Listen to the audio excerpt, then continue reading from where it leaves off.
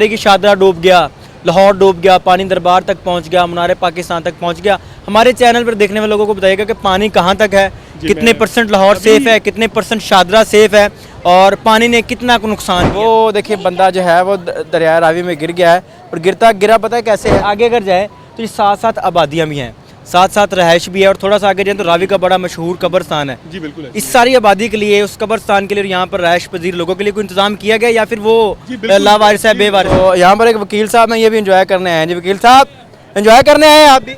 ये जो फ्लड आ रहा है, आगे एक कब्रस्तान है, वो कब्रस्तान तबाह हो चुका है, यानी कि कब्रों के अंदर पानी जा चुका है और गवर्नमेंट ने किसी किस्म के कोई इंतजाम नहीं किए। जो लोग हैं वो इंजॉय करने के लिए, सेल्फियाँ बनाने के लिए, टिकटॉक बनाने के लिए यहाँ पर मौजूद हैं। किसी को ये नहीं पता कि यहाँ पर कुछ भी हो सके।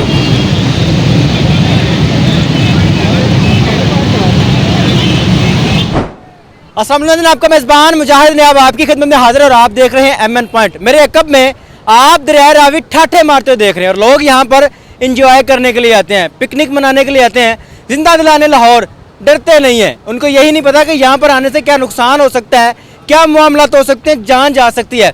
मेरे साथ यहाँ पर मौजूद रेस्क्यू 112 के इंचार्ज शाहिद साहब मौजूद है। इनसे बात करके जानते हैं कि आवाम को बचाने के लिए क्या क्या इंतजाम किए गए। अस्सलाम वालेकुम सर, कैसे खैरियत से? जी वालेकुम अस्सलाम। इस वक्त आप देख रहे हैं कि जैसे 2,04,000 क्यूसेक का रेला जो है पानी का यहाँ से गुजर रहा है और रावी जब कभी ये लाइव होता था तो ऐसे ही था। और ऐसे 2 लाख से है या 3,35,000 25,000 के नज़दीक क्यूसेक पानी? 2,04,000 का रेला इस वक्त पानी का गुजर रहा है यहाँ से। और जब ये दरिया लाइव था तो तब ऐसे ही चलता था यहाँ पे। और अल्हम्दुलिल्लाह इस वक्त जो है 18 बोट्स हमारी पानी के अंदर मौजूद हैं लोगों को रेस्क्यू करने के लिए। अलबत्ता रेस्क्यू 1122 पे भी ऐसी कोई कॉल आई नहीं। जहाँ पे पानी जा सकता था वहाँ पे एवैक्यूएशन का प्रोसेस को यकीनी बना लिया गया और लोगों को हिफाजत के साथ वहाँ से निकाल के और जो है दूसरी जगहों पे मुंतकिल कर दिया गया। अलबत्ता जो है अभी कुछ आवर में इसका जो है वो डिक्लाइनिंग पैटर्न स्टार्ट हो जाएगा और इंशाल्लाह ताला कल सुबह तक ये पानी जो है बिल्कुल सेटल हो जाएगा, अपने एग्जैक्ट लेवल पे आ जाएगा, यहाँ पर चला जाएगा, अपनी जगह पे चला जाएगा। यहाँ पर किस किस चीज़ के इंतजाम किए गए आवाम को सेफ करने के लिए? अगर यहाँ पर कोई नुकसान हो जाता अल्लाह ना करे तो क्या क्या इंतजाम? इसमें देखें, इसमें जो पहली चीज़ थी आवाम को रिवर बेड से निकाल के महफूज जगह पे पहुँचाना, तो अल्हम्दुलिल्लाह उसमें हम कामयाब हो चुके हैं और उसमें हमने आवाम को यहाँ से निकाल के महफूज जगहों पर मुंतकिल किया जा चुका है। दूसरी चीज़ इसमें फ्लड फाइटिंग इक्विपमेंट था, कोई खुदा ना खासा कोई ट्रैप हो जाए तो उसको वहाँ से वो निकाला जा सके, उसके लिए हमारी बोट्स और फ्लड फाइटिंग इक्विपमेंट और रेस्क्यू जवान जो हर लम्हा तैयार है किसी भी रेस्क्यू ऑपरेशन को करने के लिए, वो अल्हम्दुलिल्लाह यहाँ पे जो है मौजूद हैं सारी की सारी चीज़ें यहाँ पे।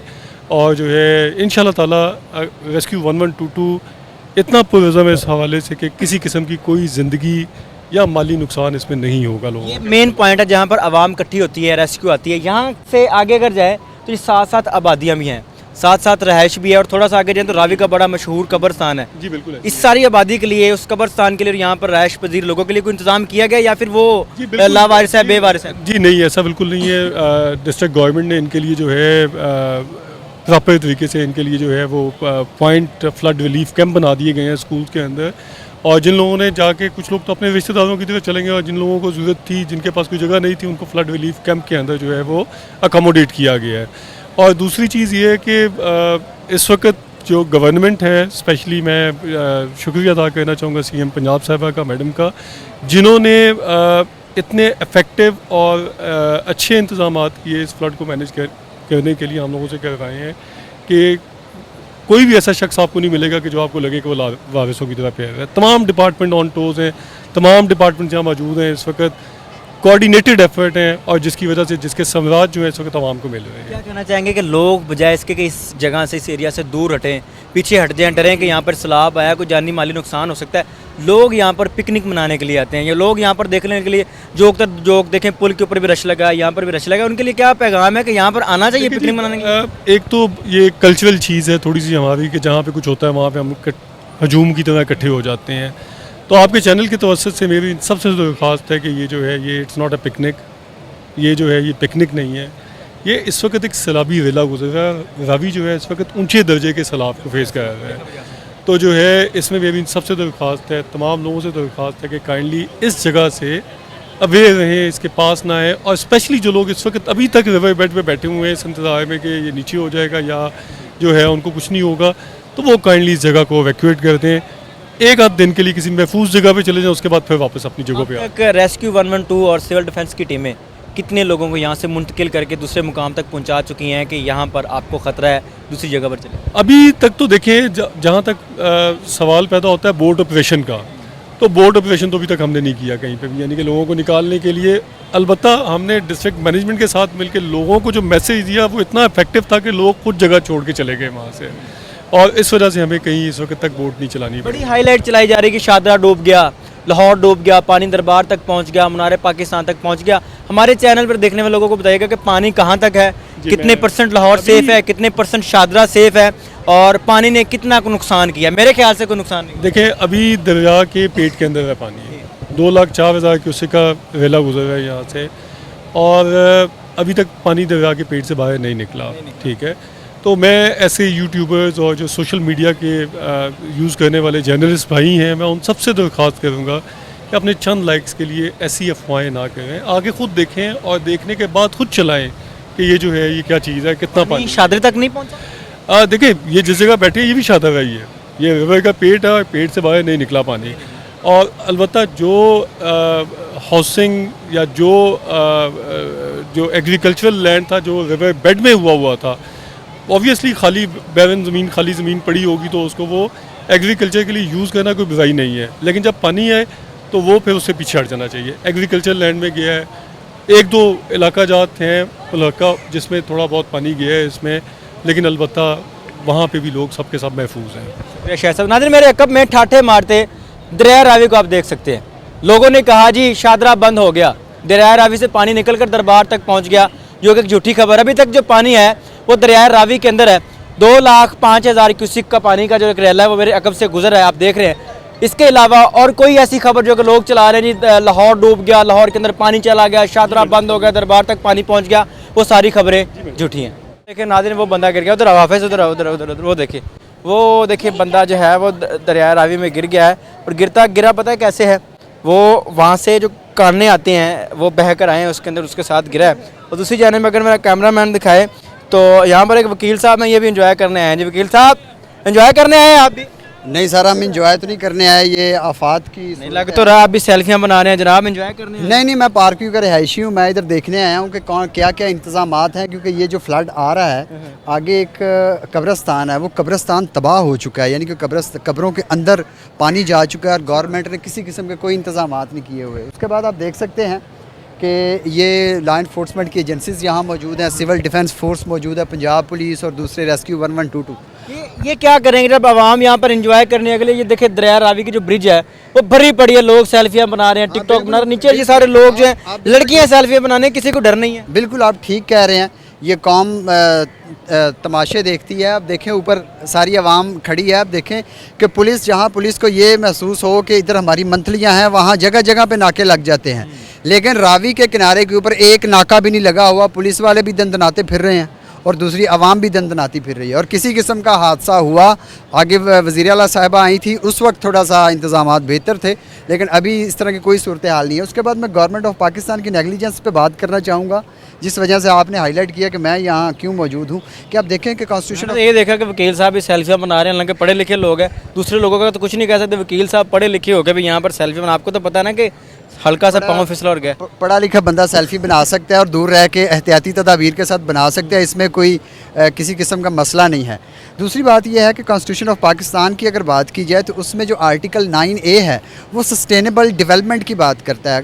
उसके बाद सस्टेनेबल डेवलपमेंट गोल्स की बात की जाए, जो गोल नंबर 13 है वो क्लाइमेट चेंज की बात करता है। आप देखें कि पाकिस्तान की गवर्नमेंट ने आज तक ग्लेशियर्स पिघल रहे हैं पाकिस्तान के, किसी किस्म के इकदाम किए हैं। एकदम से हमारा हुक्मरानों का वतीरा बन गया कि जब मुश्किल सर पे आ जाती है उस वक्त हम होश के नाखून लेते हैं। उससे पहले हमने इंडिया के साथ क्यों कोऑर्डिनेट नहीं किया कि कितने दर्जे का सैलाब आ रहा है, कौन कौन सा रेला गुजर रहा है, क्या कितने क्यूसिक वाटर आ रहा है, ये सारी चीज़ें हैं। उसके बाद अगर जहाँ पर हम खड़े हैं जी जी यहाँ पर तो सारे इंतजाम हैं, रेस्क्यू 112, सिविल डिफेंस वाले, उसके अलावा पैरा फोर्स, पुलिस की फोर्स, वुमेन, लेडीज़, सब यहाँ पर पूरे इंतजाम हैं। आप बता रहे हैं कि यहाँ से थोड़ा सा आगे जाएँ तो आबादी डूब रही है, वहाँ पर कोई इंतजाम नहीं है। पार्क व्यू सोसाइटी है, उसके बाद दूसरी सोसाइटीज़ मौजूद हैं, उसके बाद कब्रिस्तान मौजूद है। पार्क व्यू की जो सोसाइटी है उसको क्रश किया गया है। उसके बाद जो रावी की लैंड है, सुनने में यह है कि रावी की लैंड के ऊपर कुछ ब्लॉक्स वगैरह बनाए गए हैं और उनको भी कह दिया गया है, दो दिन हो गए गवर्नमेंट ने कहा है कि आप ये घर खाली कर दें। उसके बाद इम्पॉर्टेंट चीज़ ये है कि ये तो मसाइल हैं शहरों के। सर आप गांव की तरफ देखें, वो लोग, वो किसान, पंजाब का, पाकिस्तान के पंजाब का किसान हो या इंडिया के पंजाब का किसान हो, दोनों के दुख दर्द साझे हैं।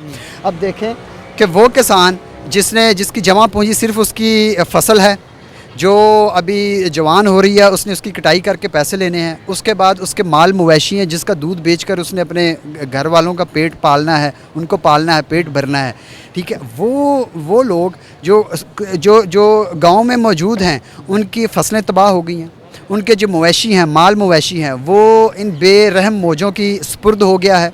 उसके बाद उनके जो घर हैं, उनकी जो हवेलियां हैं, वो तहस नहस हो गई हैं। अब आगे आप देखें, अमीन पार्क है, करीम पार्क है, उसके बाद खोखर टाउन है, पार्क व्यू के कुछ ब्लॉक्स हैं, उसके बाद जो रावी का कब्रिस्तान है, जो भी आपने बताया, कितने एकड़ पे मुहित है वो? 20 से 22 एकड़ पर मुश्तमिल कब्रिस्तान जो कि डूब चुका है और उधर कोई रेस्क्यू इंतजाम। मैं तो ये हैरान हूँ यहाँ पर आके देख के कि यहाँ पर एक इंतजाम किया गया, कोई ऐसी चीज़ नहीं जो कि यहाँ पर छोड़ी ना। ये देखो वो उन्होंने अपने स्टॉल लगाए हुए बैठे हुए हैं, वहाँ पर आगे लोग डूब रहे हैं, घर डूब रहे हैं। इसको हम कह सकते हैं कि ये ड्रामेटिक मेजर्स हैं या ये कॉस्मेटिक मेजर्स हैं गवर्नमेंट की तरफ से। उसके बाद देखें, एक इंपॉर्टेंट चीज़ आपके साथ शेयर करना चाहूँगा कि गांव के अंदर या शहरों के अंदर भी जो लोगों के नुकसानात हुए हैं, उनकी फसलें, उनके माल मवेशी, उनके घर बार, क्या कोई ऐसा मैकेनिज्म कानून की नज़र में है जिसकी बुनियाद के ऊपर उसका अजाला गवर्नमेंट कर सकती है और डैमेजेस क्लेम किया जा सकता है?